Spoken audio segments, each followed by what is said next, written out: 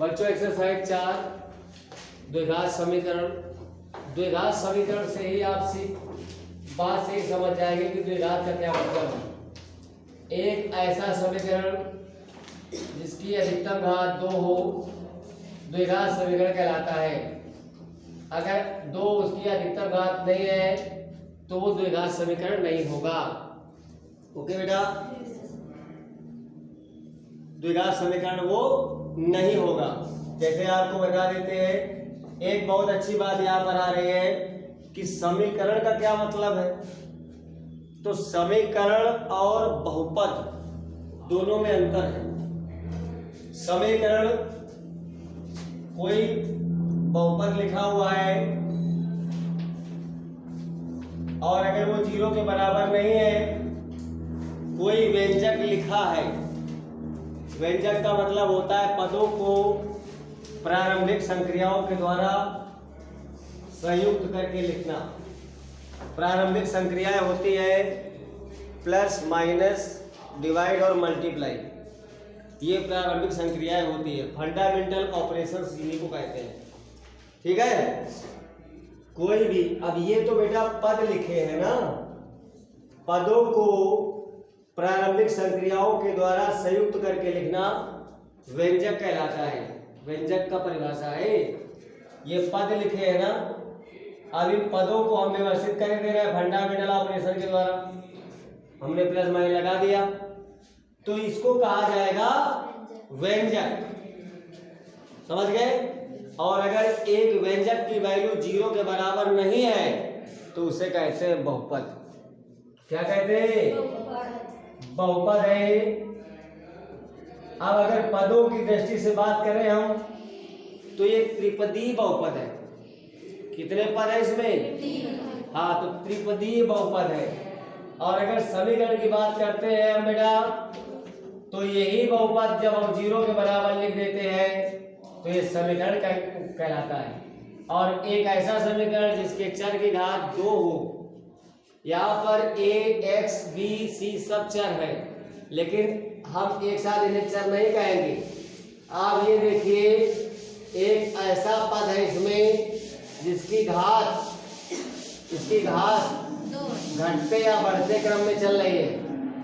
देखिए, एक ऐसा इसमें पद है x है जिसकी घात घटते हुए क्रम में जा रही है, 2 फिर 1 फिर 0।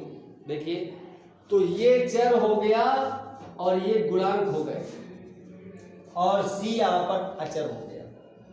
जो चर के साथ मल्टीप्लाई में होता है उसको कहते हैं गुणांक, और जो चर से अलग होता है उसको कहते हैं अचर। समझ गए? तो ax square plus bx plus c बराबर क्या है? 0 है। और कैसा समीकरण है? हाँ, ये बेटा द्विघात समीकरण है। अब द्विघात समीकरण के बारे में हम चर्चा करेंगे इस चैप्टर में। पहला जो सवाल है वो पहले सवाल में यही लिखा हुआ है। पहले सवाल में 8 पार्ट लिखे हैं और कहा जा रहा है कि कौन द्विघात समीकरण है। पहला पार्ट लिखा हुआ है x प्लस 1 का whole square is equal to 2x minus 3। तो यहाँ पर बेटा ये होल स्क्वायर खोलेंगे, a स्क्वायर पर 2ab plus b square equal to 2x minus 6, x square 2x से 2x कैंसिल हो गया, प्लस 1 प्लस 6 इक्वल टू 0। इसमें घात 2 है कि नहीं है? नहीं, तो कहेंगे हाँ ये एक द्विघात समीकरण है। ऐसे ही और इसके बाकी पार्ट हम चेक कर सकते हैं। 8वां पार्ट इसका लिखा हुआ है x cube minus 4x square minus x plus 1 is equal to x minus 2 का होल क्यूब। आप देख रहे हैं यहाँ पर, इसको पहले इसका प्रसार कर दीजिए। a माइनस बी का होल क्यूब होता है a cube minus b cube minus 3a square b plus 3 b square a cube 2 का क्यूब 8 होता है, 3 दूनी 6 एक्स स्क्वायर प्लस 2 दूनी 4 3 12 एक्स, और यहाँ पर x cube minus 4 x square minus x plus 1 power 3 cancel हो गई बेटा, minus 4 x square 6 x square इस तरफ ले आओ, minus x minus 12 x plus 1 plus 8 is equal to 0। यहाँ पर माइनस दोनों, एक तो पहली बात समान है चर है, और ये माइनस है और ये प्लस है, माइनस और प्लस दोनों घट जाते हैं, 6 में 4 गया तो 2 बचा बेटा, बड़ा 6 है तो प्लस लगाए, इन दोनों में दोनों जुड़ जाएंगे, समान चिन्ह जुड़ते हैं, 12 और 1 हो जाएगा 13 एक्स, 8 और 1 9। ओके बेटा, तो क्या ये द्विघात समीकरण है? तो आप कहेंगे हाँ यह एक द्विघात समीकरण है या द्विघातीय समीकरण है। ठीक है, एक ऐसा समीकरण जो 2 घात रखता है बेटा। घात का मतलब index, an equation having index 2 is called quadratic equation. दूसरा सवाल लिखा हुआ है बेटा, अगली एक्सरसाइज में लिखा है वो, इसको बेटा नोट कर लो। हाँ बच्चों, एक्सरसाइज 4.1 में 1 क्वेश्चन आपने पढ़ा है, उसमें केवल आपको ये देखना था कि कौन सा समीकरण द्विघात समीकरण है। आप अगर a प्लस बी का होल क्यूब है तो आप उसका एक्सपेंशन कर लीजिए और सॉल्व करके देखेंगे, तो अगर वो 2 घात रखता है तो द्विघात समीकरण होगा, नहीं तो नहीं होगा। ओके बेटा, नहीं आएगा तो आप पूछे जाइए, हम बता देंगे आपको। एक्सरसाइज 4.2 उसमें देखेंगे, आपको केवल ये बनाना सीखना है कि समीकरण कैसे बनता है, तो उसमें हमें कोई एक चर मानना पड़ता है। वो चर हम x में मान लें, p में मान लें, t में मान लें, इसका कोई मतलब नहीं है। बहुत ही सिंपल एक्सरसाइज है। 2 क्रमागत धनात्मक पूर्णांकों का गुणनफल 306 है। तो याद रखिए बेटा, माना 2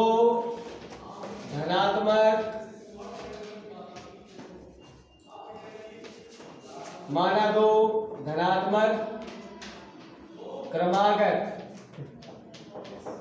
पूर्णांक जो है, अगर एक x होगा तो क्रमागत है तो नेक्स्ट वाला x प्लस 1 ही होगा। जैसे 3 लिखा है तो 3 के बाद क्या आएगा? 3 प्लस 1 ही तो आएगा। बताइए, यानी 3 के बाद इसका क्रमागत क्या होगा? 4 होगा, यानी 3 का 3 प्लस 1 होगा, तो x का क्या होगा? वेरी गुड बेटा, x प्लस 1 है। प्रश्नानुसार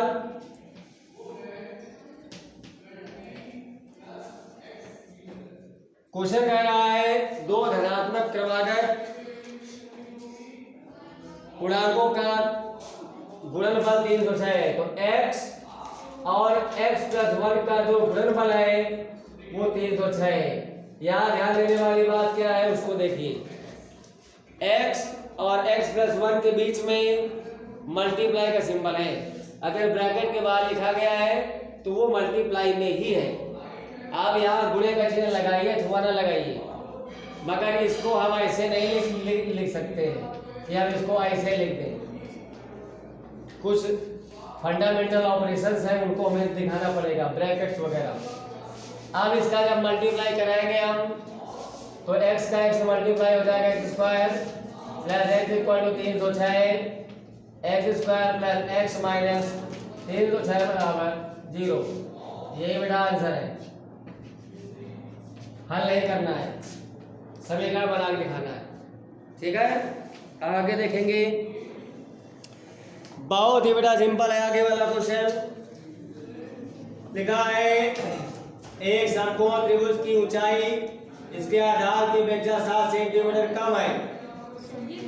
यदि कर्ण की लंबाई 13 सेंटीमीटर हो तो त्रिभुज के आधार को ज्ञात करने के लिए समीकरण बनाना है। आधार में है बेटा एक समकोण त्रिभुज की ऊंचाई उसके आधार की अपेक्षा क्या है? हाँ, तो आप देख रहे हैं, यहाँ देखिए आधार से कम है ना, तो आधार मानेंगे। माना समकोण त्रिभुज का आधार,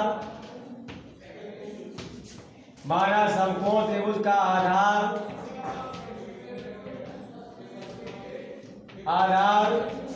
x सेंटीमीटर है। बेटा ध्यान देना, तब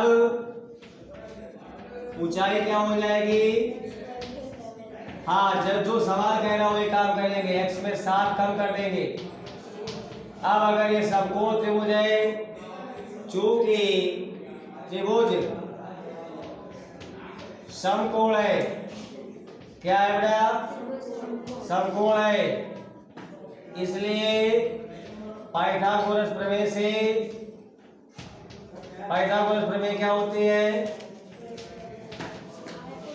कर्ण का स्क्वायर बराबर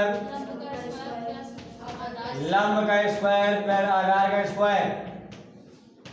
यहाँ पर कर्ण दिया है 13, लंब का मतलब ऊंचाई से है, x - 7 दिया गया है और आधार बेटा x है, तो यहाँ x² - 14x plus a - b का होल स्क्वायर हमने खोल दिया है। यहाँ पर ये x² लिखा हुआ है, 13 का स्क्वायर 169 होता है, x² 2x² हो जाएगा, -14x प्लस 49 बराबर 169।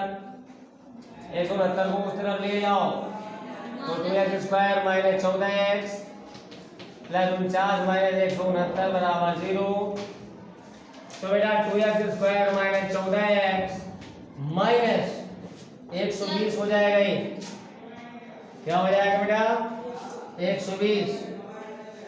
2 कॉमन कर सकते हैं तो x² - 7x -60 बराबर 0, x² - 7x -60 बराबर 0। यही समीकरण बन गया है, इसी से हम परिकलन कर सकते हैं। ओके बेटा, ऐसे क्वेश्चन सॉल्व कर लेंगे। अब इस एक्सरसाइज में 2 क्वेश्चन बचे हैं, उनको आप लोग करके बताइए, ना है तो हमें बताइए। Okay students, thank you.